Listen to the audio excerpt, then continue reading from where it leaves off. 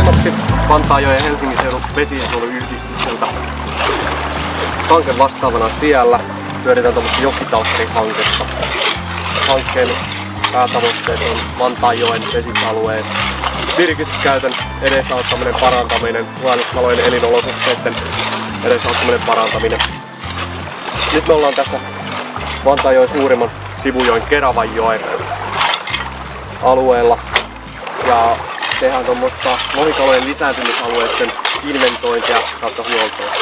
Eli koske on käyty läpi, katsottu sieltä lohikaloille lisääntymiseen soveltuvat lisääntymisalueet eli soraikot. Ja sen jälkeen niitä huolletaan, eli kuokkeutetaan. Tässä meillä menee soraikko, lähtee tuolta ylhäältä 3-4 metrin päästä. Tulee tuohon kiville asti. Tässä oli tilanne se, että tommosen hiekan pinta-aineksen takia siellä oli pinta vähän tukkeutunut. Etenkin tässä kohdassa, jossa on matala virtaama, täällä kovemman virtaaman alueella se oli kuohkeampaa. Ja auottiin se pinta haravalla, jonka jälkeen käännettiin vielä soraikko talikolla. Tuotiin vähän soraikkoa muutenkin tuosta seisovasta vedestä tähän virtaaman alle ja tää rupesi muuttuu ihan kuohkeaksi soraikot. Nämä on kunnostettuja noin 10 vuotta sitten tehtyjä soraikkoja.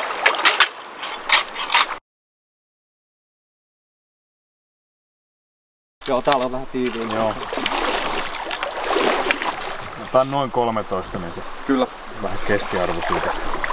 Se on sitä luokkaa. Sitten soraikon paksuus. No se kyllä vähän vaihtelee. Se vaihtelee, otetaan 3 pistettä tästä, eikä.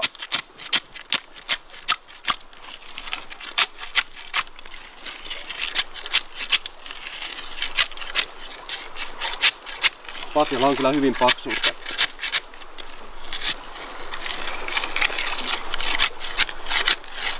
Ei tullut vieläkään pehmeältä. Tuohon se stoppaa jo kokonaan, niin tästä lähdetään nostaa niin 10, 20, 30, 40, 50, 60, 65. Otetaan tuolta. Joo.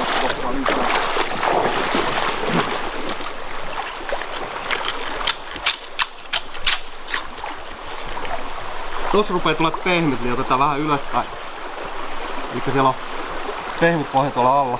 Nyt tästä kun ruvetaan kattoo. Sorakko loppuu aika lailla siihen.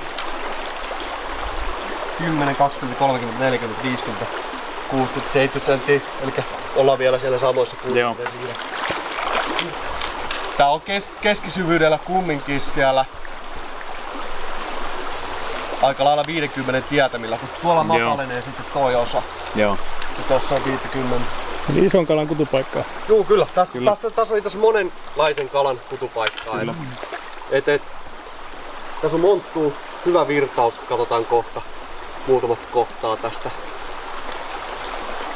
Ja hyvä, monenlaista raikkaa.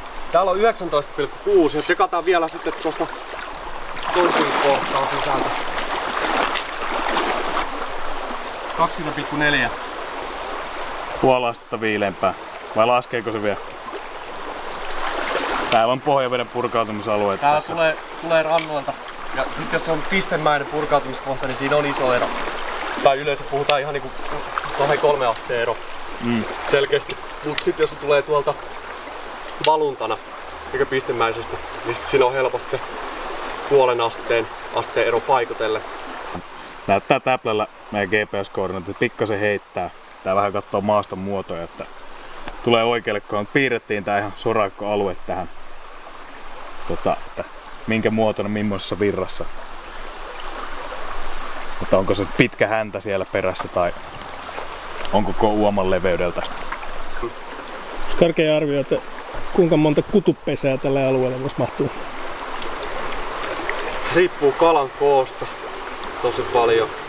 Mutta kyllä tämmönen lisääntymisalue jos lisääntyminen onnistuisi tämmöisellä alueella, niin pystyisi kyllä tuottamaan jo niin täyden kutupotentiaalin tähän kosken pätkälle. Tää riittäisi ihan täysin. Näitten 2 joen välissä. Semmoinen, että tähän mahtuisi yksi semmoinen todella iso. Kyllä. Niin todella iso kutupesä. Ja näitä Suuruisia kohtia on paljon. Eli 1/4 on 106 senttistä. Jo kaupalla soraa. Kyllä, tässä riittää. Sorapatja on vielä niin paksu. Mm.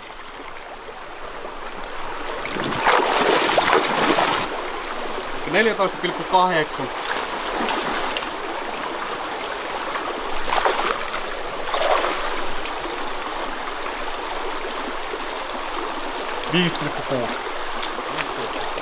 Tää on kyllä ihan huoltovapaa kohde. Tää on lisääntymiseen soveltuva tämmösenään. Siellä ei ollut poikasiakaan aiemmin, niin siinä tuli ei ollut ravintokilpailu. Mut nyt se tulee varmasti tippua ajan kanssa. Niin, kun se tulee Niin, koska siellä on... toinen vuosiluokka. Niin. Niin.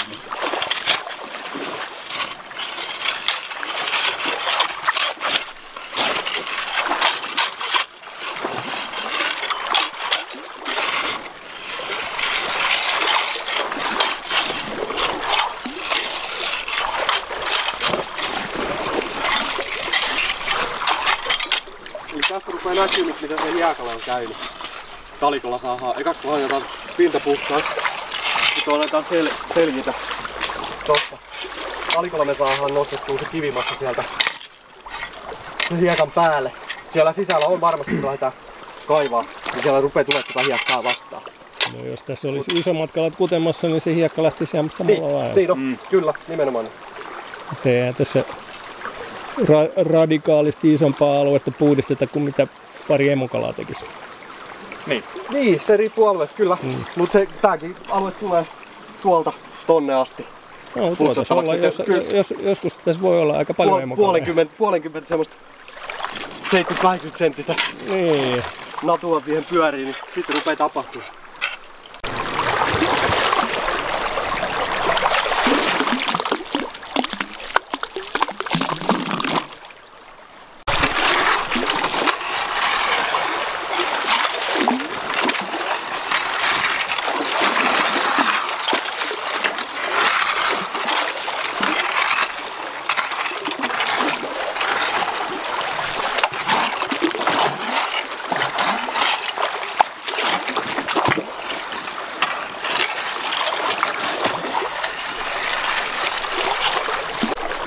Vähän siinä demonstroida, miten se puhdistuu. Toi hiekkaa vai lietettä vai? Tässä on toi sammalpinta ja hiekkaa siinä on paljon. Tää rupee menee jo kuokkeeksi. Ja tonne se ei uppoa. Toi saa aukeamaan sen.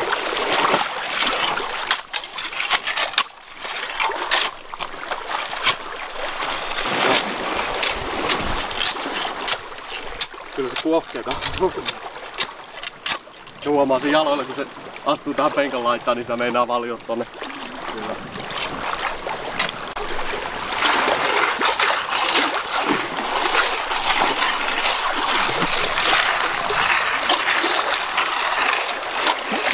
Tippuu kyllä paikasta, mutta otetaan tällä ekaksi toi pinta kokonaan rikki. Koska tän alla rupee tulee toi kuohke. Ja nyt nostetaan sitten. No tästä varmaan talikolla nostaa. näkee aika hyvin. Sieltä pinnempaa sitä tavaa. Että pitäisikö siinä laittaa niitä ankkurikiviä ja sellaisia isompaa murkulaa, ettei se niinku lähde lentoon se sorakko. Tämmöstä on tärkeet saa sorapatja. Kyllä, tommosta vasta kun se sorapati tulee täältä, niin siihen se jää.